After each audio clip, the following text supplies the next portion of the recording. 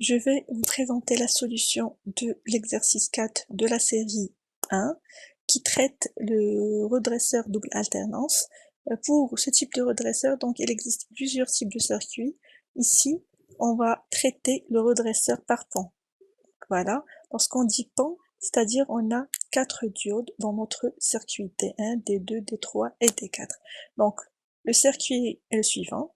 Il est composé par un générateur qui délivre une tension sinusoïdale.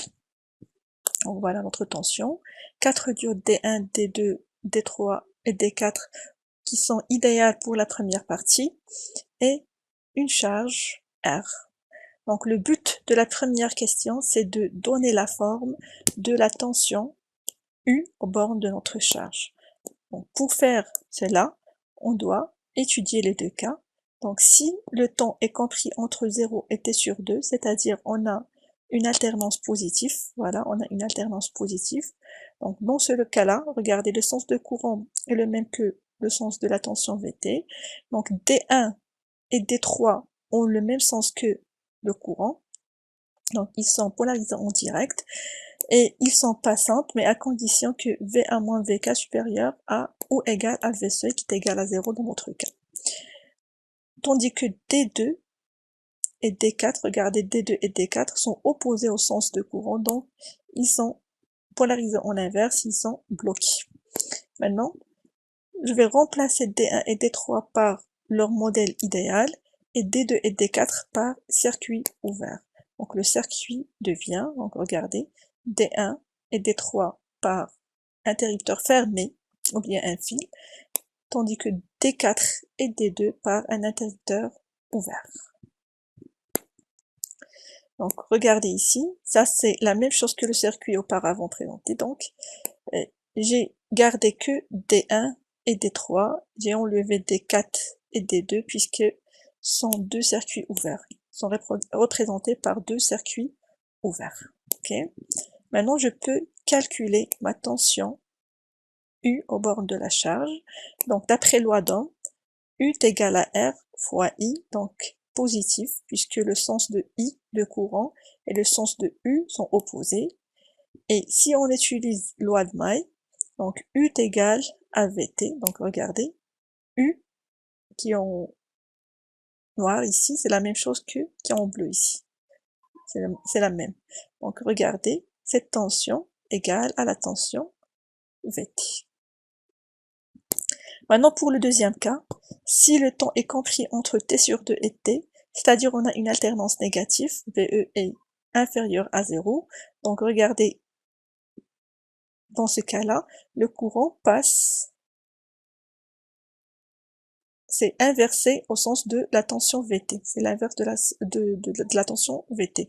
Donc regardez, pour ce cas-là, D2 et D4 suivent le sens de courant, donc ils sont polarisés en direct, ils sont passantes si VA est moins VK supérieur à V seuil qui est égal à 0, et et D1 plutôt et D3 sont bloqués, regardez pourquoi, donc parce que ils sont polarisés en inverse, donc regardez le sens de courant ici, et ici c'est inversé au sens de la diode.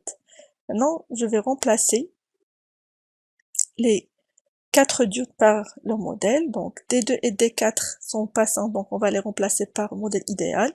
D1 et D3 sont bloqués, on va les remplacer par circuit ouvert. Donc regardez, D1, D3 par circuit ouvert, D4 et D2 par le modèle idéal qui est un fil.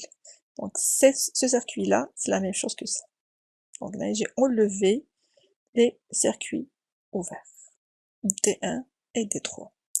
Maintenant, je peux calculer ma tension U aux bornes de la charge. Okay. Donc, U égale à combien? Égale à R. D'après loi d'Ohm, c'est R fois I. Toujours, c'est positif. Regardez, le U, c'est inversé au sens de courant. Toujours, c'est positif. Donc, égal à moins V. Pourquoi moins V? Regardez. Donc, ici, la tension, ma tension U qui est en noir, c'est la même chose que la tension représentée en bleu, ici. Donc, regardez cette tension-là. C'est l'inverse de la tension Vt. Désolé. Donc c'est l'inverse de la tension V de t. Donc en résumé, même chose dans les deux cas, lorsqu'on a une alternance positive, nous avons trouvé que U, la tension au bord de la charge est égale à Vt, suit Vt, donc regardez, U, lorsque Vt est positif, notre signal de sortie égale à Vt, donc regardez. Maintenant, si la tension est négative, on a une alternance négative, ok? Donc regardez, pour une alternance négative, nous avons trouvé que la tension au bord de la charge égale à moins V de t. Donc regardez, V de t ici c'est négatif. Voilà, pour le signal de sortie c'est moins V de t. Ils rendent le signal négatif comme étant positif. Et bien sûr, le cycle est répétitif. Lorsqu'on a des alternances positives, donc U suit Vt. Lorsqu'on a des alternances négatives, donc U est égal à moins V de t. Donc voilà pour la solution. Voilà la solution de l'exercice, plutôt de la première question de l'exercice 4.